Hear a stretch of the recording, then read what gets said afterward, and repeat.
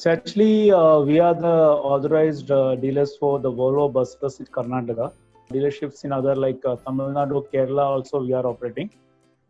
And mainly our group is into the automobile sector. We have got different dealership of different automobiles like Voith, Volvo, MG, then Hero scooters and etc.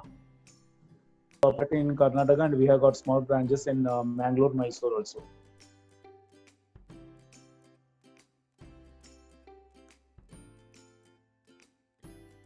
We are into the dealerships. We are not the direct manufacturers. But when we talk about Volvo buses, I think that market is going to be hit for next couple of 1 or 1.5 years because people are not willing to get a new buses now.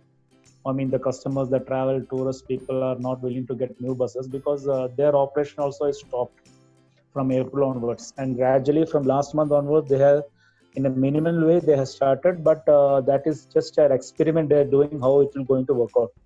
And the main thing is people are not moving. See, Bangalore being a high T hub, all that MNCs, everything. We know this is Bangalore is a central point of all the travel agency, and people come here, go different of all the metro cities like Hyderabad, Mumbai, Kochi, Chennai, and all. We do have people traveling across South India in a good way.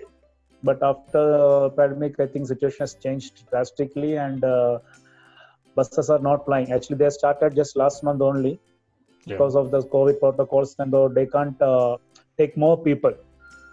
And operating our segment is costly to the customers. So 1 kilo the diesel of 1 liter, they may hardly cover 5 kilometers. If they are not getting that sufficient occupancy, it is a loss for them. And on trial basis they started, and it's take time to recover, and we hope that until this corona is completely going out and people start moving outside, traveling starts, tourism industry has to come up, people has to start traveling to the hometown, they have to visit tourist places, then only we hope that the market is going to pick up.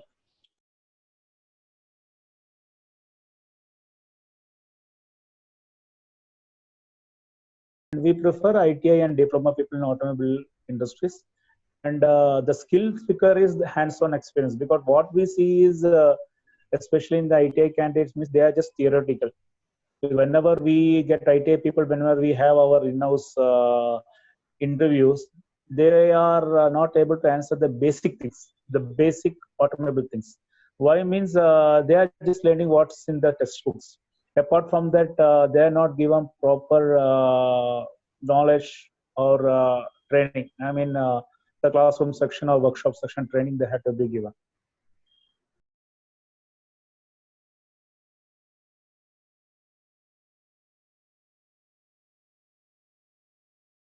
For the starting entrance, we are going as per the minimum wages act only.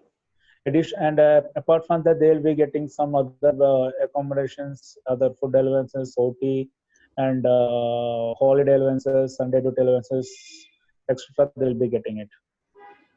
And our the after the 1 year, the salary increment, the hike increment, everything depend upon the performance only. We have got some set of training phases where they has to undergo the trainings, they have to complete the trainings.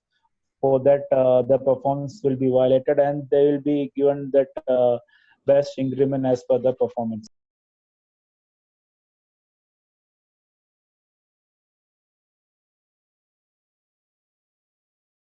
Challenges what they're facing is, since we are the dealers for commercial vehicle, and all that IT people and diploma people, what the training they are going, I mean, what the workshops they are doing in their colleges, it's a very related to that.